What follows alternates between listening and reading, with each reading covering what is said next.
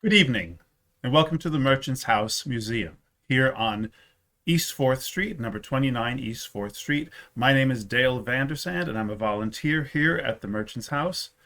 And tonight I'm going to read you the second story in our holiday series.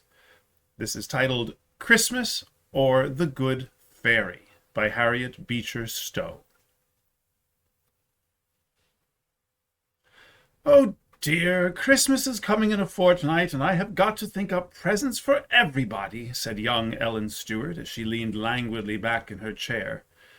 Dear me, it's so tedious. Everybody has got everything that can be thought of. Oh no, said her confidential adviser, Miss Lester, in a soothing tone.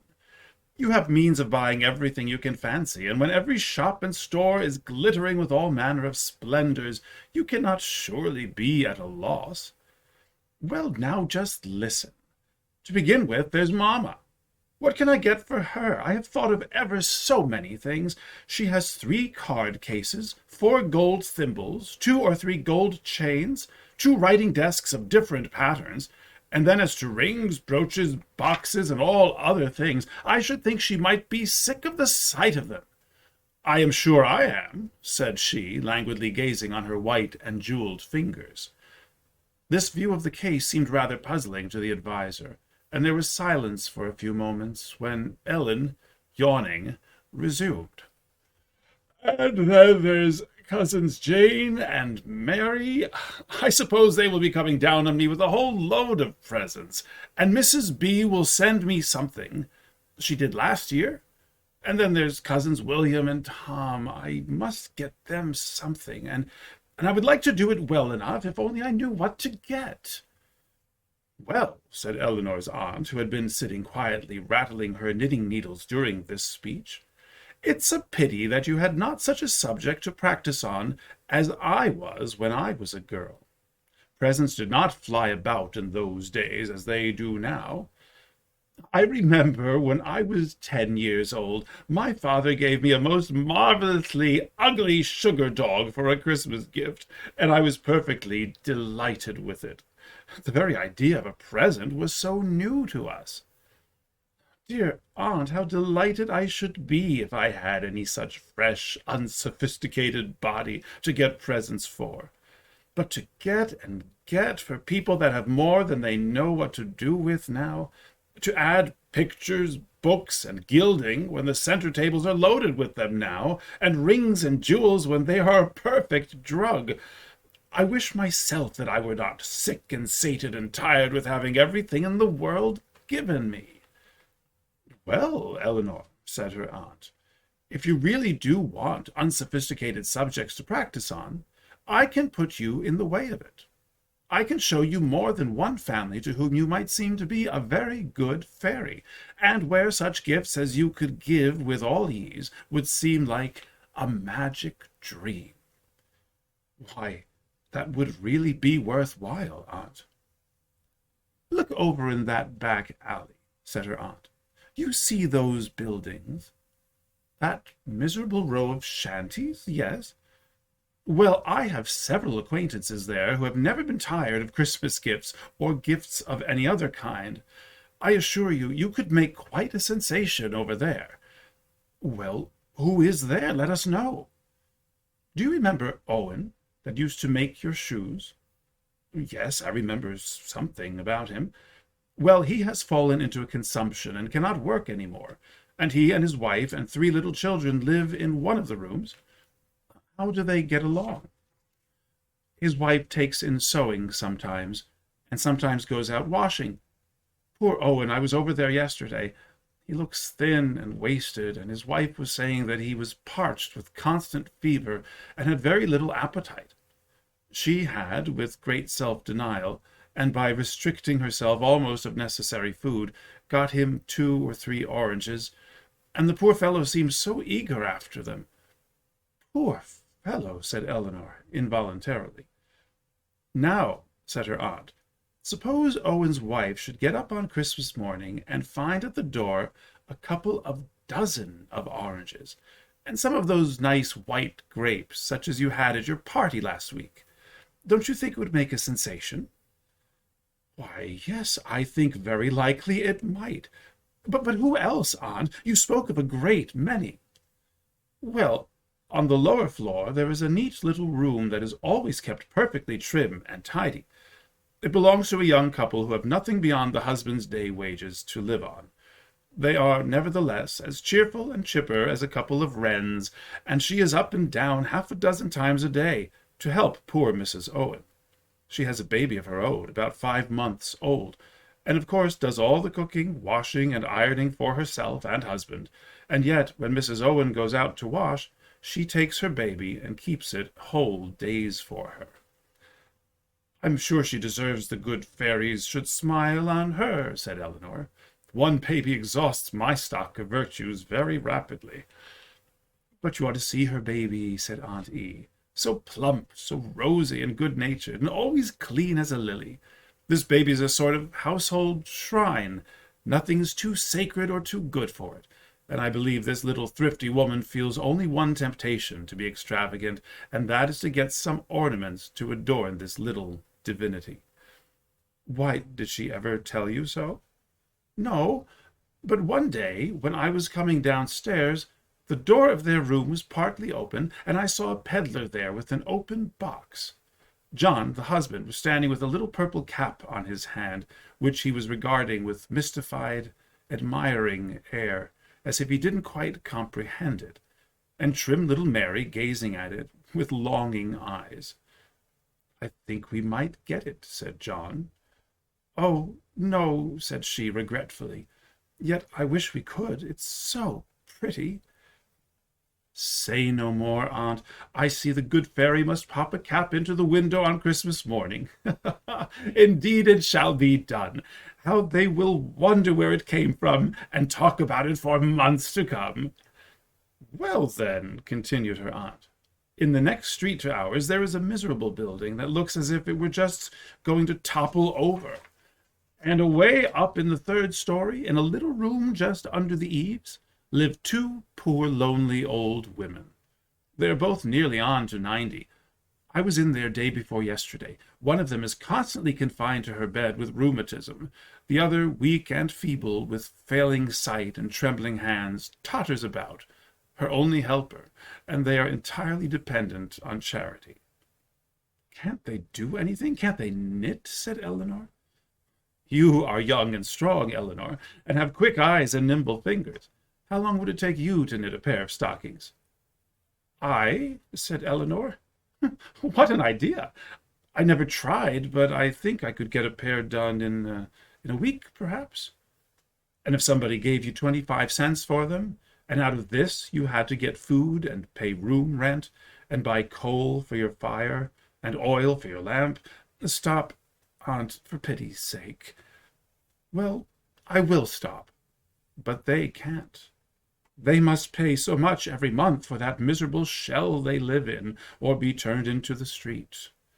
The meal and flour that some kind person sends goes off for them just as it does for others, and they must get more or starve, and coal is now scarce and high-priced. Oh, Aunt, I'm quite convinced, I'm sure. Don't run me down and annihilate me with all these terrible realities. What shall I do to play good fairy to these poor old women? If you will give me full power, Eleanor, I will put up a basket to be sent to them, and that will give them something to remember all winter. Oh, certainly I will. Let me see if I can't think of something myself. Well, Eleanor, suppose then some 50 or 60 years hence, if you were old, and your father and mother and aunts and uncles, now so thick around you, lay cold and silent in so many graves. You have somehow got away off to a strange city where you were never known.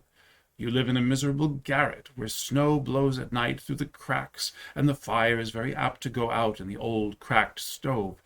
You sit crouching over the dying embers the evening before Christmas. Nobody to speak to you, nobody to care for you, except another poor old soul who lies moaning in the bed. Now, what would you like to have sent you? Oh, Aunt, what a dismal picture! And yet, Ella, All poor forsaken old women are made of young girls, who expected it in their youth as little as you do, perhaps. Say no more, aunt. I'll buy, let me see, comfortable warm shawl for each of these poor women, and I'll send them, oh, let me see, some tea. Nothing goes down with old women like tea. And I'll make John wheel some coal over to them. And, aunt, it would not be a very bad thought to send them a new stove. I remember the other day when Mamma was pricing stoves, I saw some such nice ones for $2 or $3. For a new hand, Ella, you work up the idea very well, said her aunt. But how much I ought to give for any one case to these women, say? How much did you give last year for any single Christmas present? Why, $6 or $7 for some. Those elegant souvenirs were $7. That ring I gave Mrs. B was $20. And do you suppose Mrs. B was any happier for it? No, really, I don't think she cared much about it. But I had to give her something, because she had sent me something the year before, and I did not want to send a paltry present to one in her circumstances. Then, Ella, give the same to any poor, distressed, suffering creature who really needs it, and see in how many forms of such good a sum will appear. That one hard, cold, glittering ring, that now cheers nobody, and means nothing, that you give because you must, and she takes because she must, might, if broken up into smaller sums, send real warm and heartfelt gladness through many a cold and cheerless dwelling, through many an aching heart. You're getting to be an orator, aunt. But don't you approve of Christmas presents among friends and equals? Yes, indeed, said aunt, fondly stroking her head. I've had some Christmas presents that did me a world of good. A little bookmark, for instance, that a certain niece of mine worked for me with wonderful secrecy 3 years ago, when she was not a young lady with a purse full of money. That bookmark was a true Christmas present, and my young couple across the way are plotting a profound surprise to each other on Christmas morning. John has contrived by an hour of extra work every night to lay by enough to get Mary a new calico dress, and she, poor soul, has bargained away the only thing in the jewelry line she ever possessed, to be laid out on a new hat for him. I know, too, a washerwoman who has a poor lame boy, a patient, gentle little fellow who has lain quietly for weeks and months in his little crib, and his mother is going to give him a splendid Christmas present. What is it, pray? A whole orange. Don't laugh. She will pay 10 whole cents for it shall be none of your common oranges, but a picked one of the very best going. She has put by the money, a cent at a time, for a whole month, and nobody knows which will be happiest in it, Willie or his mother. These are such Christmas presents as I like to think of, gifts coming from love and tending to produce love. These are the appropriate gifts of the day. But don't you think that it's right for those who have money to give expensive presents, supposing always, as you say, they are given from real affection? Sometimes, undoubtedly. The Saviour did not condemn her who broke an alabaster box of ointment, very precious, simply as a proof of love, even although the suggestion was made. This might have been sold for 300 pence and given to the poor. I have thought he would regard with sympathy the fond efforts which human love sometimes makes to express itself by gifts, the rarest and most costly. How I rejoiced with all my heart when Charles Elton gave his poor mother that splendid Chinese shawl and gold watch, because I knew they came from the very fullness of his heart to a mother that he could not do too much for, a mother that has done and suffered everything for him. In some such cases, when resources are ample, a costly gift seems to have a graceful appropriateness. But I cannot approve of it if it exhausts all the means of doing for the poor. It is better, then, to give a simple offering and to do something for those who really need it. Eleanor looked thoughtful. Her aunt laid down her knitting and said in a tone of gentle seriousness, "Whose birth does Christmas commemorate, Ella?" "Our Saviour's, certainly, aunt." "Yes," said her aunt. "And when and how was he born?" "In a stable, laid in a manger." thus born that in all ages he might be known as the brother and friend of the poor. And surely it seems but appropriate to commemorate his birthday by an especial remembrance of the lowly, the poor, the outcasts, and distressed. And if Christ should come back to our city on Christmas Day, where should we think it most appropriate to his character to find him? Would he be carrying splendid gifts to splendid dwellings, or would he be gliding about in the cheerless haunts of the desolate, the poor, the forsaken, and the sorrowful? And here the conversation ended. "What sort of Christmas presents is Ella buying?" said Cousin Tom, as the waiter handed in a portentous-looking package which had been just rung in at the door. "Let's open it," said saucy Will. "Upon my word, 2 great gray blanket shawls. These must be for you and me. Tom, and what's this? A great bolt of cotton flannel and gray yarn stockings." The doorbell rang again, and the waiter brought in another bulky parcel and deposited it on the marble-topped center table. "What's here?" said Will, cutting the cord. "Phew, a perfect nest of packages. Oolong tea, oranges, grapes, white sugar. Bless me, Ella must be going to housekeeping." "Or going crazy," said Tom. "And on my word," said he, looking out the window, "there's a drayman ringing at our door with a stove, with a tea kettle set in the top of it." "Ella's cook stove, of course," said Will, and just at this moment the young lady entered with her purse hanging gracefully over her hand. "Now, boys, you are too bad!" she exclaimed, as each of the mischievous youngsters were gravely marching up and down, attired in a gray shawl. "Didn't you get them for us? We thought you did," said both. "Ella, I want some of that cotton flannel to make me a pair of pantaloons," said Tom. "I say, Ella," said Will, "when are you going to housekeeping? Your cooking stove is standing down in the street. 'Pon my word, John is loading some coal on the dray with it." "Ella, isn't that going to be sent to my office?" said Tom. "Do you know I do so languish for a new stove with a tea kettle in the top, to heat a fellow's shaving water." Just then another ring at the door, and the grinning waiter handed in a small brown paper parcel for Miss Ella. Tom made a dive at it, and staving off the brown paper, developed a jaunty little purple velvet cap with silver tassels. "My smoking cap, as I live," said he. "Only I shall have to wear it on my thumb instead of my head. Too small entirely," said he, shaking his head gravely. "Come, you saucy boys," said Aunt E., entering briskly. "What are you teasing Ella for?" "Why, do see this lot of things, Aunt. What in the world is Ella going to do with them?" "Oh, I know. You know? Well, then I can guess, Aunt. It is some of your charitable works. You are going to make a juvenile Lady Bountiful of Elle, eh?" Ella, who had colored to the roots of her hair at the expose of her very unfashionable Christmas preparations, now took heart, and bestowed a very gentle and salutary little cuff on the saucy head that still wore the purple cap, and then hastened to gather up her various purchases. "Laugh away," said she gaily, "and a good many others will laugh too over these things. I got them to make people laugh, people that are not in the habit of laughing."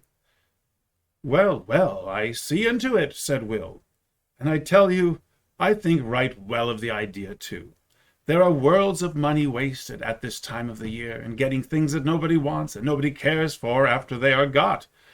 And I am glad, for my part, that you are going to get up a variety in this line. In fact, I should like to give you one of these stray leaves to help on," said he, dropping a $10 note into her paper.